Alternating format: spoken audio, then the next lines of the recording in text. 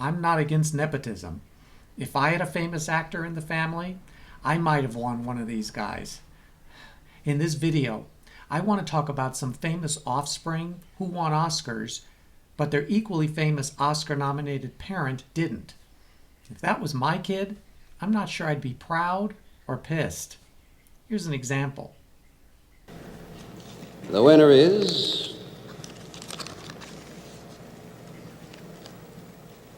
Tatum O'Neal. 9-year-old Tatum O'Neal became the youngest Oscar winner in history when she received her Best Supporting Actress award for her film debut in 1973's Paper Moon. I've talked about Tatum a lot already, so I won't go into the whole category fraud thing, but you can check that one out here. Let's get back into discussing perhaps Oscar's most dysfunctional family. Tatum's father, Ryan O'Neal, received his first and only nomination as Best Actor for 1970's Love Story. You want to marry me? Yeah. Why?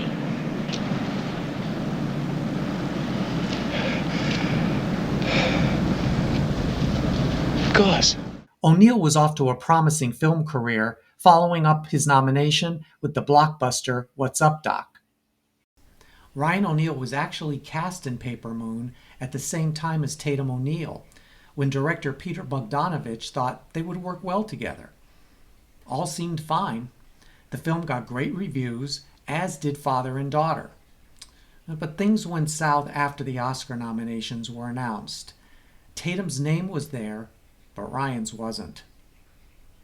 In her autobiography, A Paper Life, Tatum O'Neal alleged that her father slapped her when he wasn't nominated. That certainly didn't look like Ryan O'Neal on stage when Tatum gave her acceptance speech. On Oscar night, Ryan O'Neal was actually in England filming Barry Lyndon. His father, Charles O'Neal, accompanied his granddaughter to the Oscar stage and attempted to say something that was cut off. According to Tatum, things got ugly afterwards. Her father was irate that she won and forbade her to play Jodie Foster's role in Taxi Driver because he feared she would get nominated again.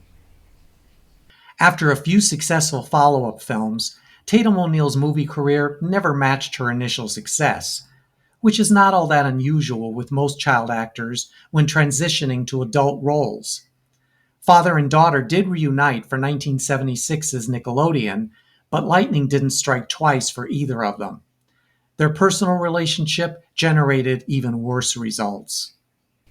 So one story I remember hearing years ago was that when Tatum O'Neal called her father to tell him she won the Oscar, she said, "Daddy, guess what I'm holding in my hand?" To which Ryan allegedly replied, "Guess what I'm holding in mine?" I shudder to think what Father's Day was like at their house. Liza Minnelli. On a bittersweet note, Liza Minnelli celebrated her Best Actress Oscar win with her Oscar-winning father, Vincent Minnelli, sitting next to her. She could have been the first actor of 2 Oscar-winning parents, except Judy Garland's loss for A Star is Born could be the subject of an entire video. But I'm talking Liza here, and there is every reason to believe that her mother not only would have been over the moon at her daughter's win, but she likely would have been there cheering her on. Judy Garland received a second nomination as Best Supporting Actress in 1961's Judgment at Nuremberg. Did you kiss him? Yes, I kissed him. Was there more than one kiss? Yes. But it was not in the way you are trying to make it sound. He was like a father to me. He was more than a father. She lost to Rita Moreno in West Side Story. Hate me all you want, Moreno deserved it. I know some of you love to get technical and will comment that Judy Garland was the recipient of an Oscar. And yes, she was given an honorary juvenile statue for her performance in The Wizard of Oz. But for me, honorary awards are not Oscar wins. Now, would I call myself an Oscar winner if I received an honorary statue? You better believe it. You are heavy. While Judy Garland did have a film career filled with some great work, both in musicals and dramas, the Academy bypassed her for the industry's highest honor. She did receive some Grammys and a Golden Globe, was nominated for Emmys, and received a special Tony Award in 1952. Had things been different, she could have been a member of the EGOT Club. As for Liza, she made a very pointed statement in her Oscar acceptance speech, making things very clear as to who was being honored that night. Check that out at the end of the video. One flew over the cuckoo's nest. The first time Michael Douglas bested his father, Kirk Douglas, at the Oscars was when he won for producing 1975's One Flew Over the Cuckoo's Nest. And the winner is, let's see, Michael Douglas. Michael did it again, winning Best Actor for 1987's Wall Street. I think there could very well have been a parental issue with Michael's first win, considering that his father purchased the rights to Cuckoo's Nest. Kirk Douglas was convinced to let his son Michael produce the film version of the play, though Kirk still had every intention of playing the lead role. Now, when director Milos Forman decided that Kirk was too old to play McMurphy, it hit the fan between father and son. Kirk Douglas was a three-time nominee for Best Actor, first for 1949's Champion. You think so? Well, the next time you're in Chicago, you go to 46 Eagle Street. And if you don't find Mrs. Michael Kelly there, I'll marry any day you say. Then 1952's The Bad and the Beautiful. Get that look off your face! Who gave you the right to dig into me and turn me inside out and decide what I'm like? How do you know how I feel about you, how deep it goes? Maybe I don't want anybody to own me, you or anybody. Get out! And finally, 1956's Lust for Life, for which he won the Golden Globe. You've grown apart, Theo. Look, you found what you want in Paris, and I'm glad for you. I've found nothing, anywhere. I've made one bad start after another, one mess after another. I thought I was on my way here by doing God's work, but that was the worst failure of all. In 1996, Kirk Douglas won an honorary Oscar. Michael Douglas did acknowledge his father when he won Best Actor. And in particular, to my father, who I don't think ever missed one of my college productions, for his continued support and for helping a son step out of the shadow. I'll be eternally grateful to you, Dad, for that. And the winner is Vanessa Redgrave and Julia. Time for a father and daughter story. Vanessa Redgrave won Best Supporting Actress for 1977's Julia. Sir Michael Redgrave, also the father of Oscar nominee Lynn Redgrave, had a long, successful career in films, mostly in England, and in the theater. Though Sir Michael Redgrave appeared in more than 50 films, including Goodbye, Mr. Chips, The Go-Between, and Nicholas and Alexandra, his sole Oscar nomination was for a film that had a place in Oscar history, for another reason. Vinny's still the same bossy old fussbuzzer, isn't she? Always trying to teach me manners. Say, hasn't she changed, though? I hardly know her. Maybe it's that dress. Ask her why she gets herself up like Mother. I can't see why, yet. I don't think she knows herself, but it'll prove to be a strange reason. I'm certain of that when I do discover it.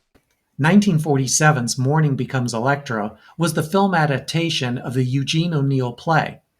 Sir Michael Redgrave won the National Board of Review Award for Best Actor before receiving his Best Actor Oscar nomination.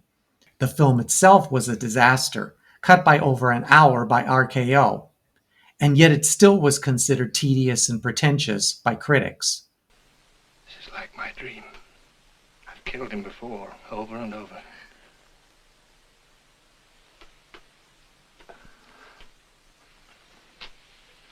It's like me, too. Maybe I've committed suicide. Oren. If I were in his place, I'd have done what he did. I'd have loved her as he loved her. And killed father, too, for her sake. For heaven's sake, do you want us to be caught here? It's queer. It's a rotten, dirty joke on someone. To make things worse, Morning Becomes Elektra, lost $2 million at the box office, one of the studio's biggest financial flops.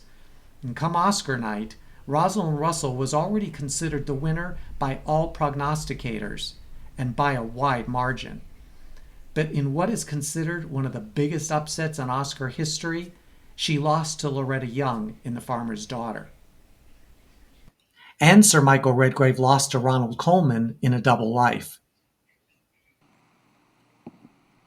Laura Dern, Marriage Story. Laura Dern won Best Supporting Actress for 2019's Marriage Story.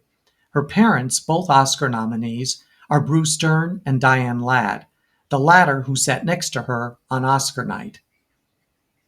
Diane Ladd is a 3-time nominee for Supporting Actress, one of which is for Rambling Rose, which she co-starred with her daughter, making them the first mother-daughter duo to be Oscar nominated for the same film. Over my dead body. Oh. Are you human beings? Or are you some kind of male monsters? Is there no limit to which you will not go to keep your illusions about yourselves? Ladd's first nomination was for her role as Flo in 1974's Alice Doesn't Live Here Anymore. She should have won that year. Mel, what you doing back there? Pulling on your pudding? Or are you giving it a whack with a hammer? I heard the only way you can get it up is to slam it in the door. I don't want to get too close to you, honey. I'll get you all bottled up early in the morning. Man, I could lay under you, eat fried chicken, and do a crossword puzzle at the same time. That's how... Ladd later joined the cast of the TV series based on the film, but in a different role, and won the Golden Globe for her one-season appearance as Belle. Ladd's third nomination came in 1990 for Wild at Heart. I want you to know something, sweetheart. I've done something so bad. Real bad. What? I'm not going to tell you on the telephone, no. I'm going to come to New Orleans tomorrow, and I'm going to tell you in person, okay? Laura Dern's father, Bruce, is a 2-time Oscar nominee, first as supporting actor for 1978's Coming Home. What's going on with me? So you know where I'm coming from and what happened. I know where you're coming from. And I know what happened. I've just got to figure out for myself what happened and how I'm going to deal with it. And then as Best Actor, Nebraska. That's where you had your first drink? Dad used to let me sip his beer.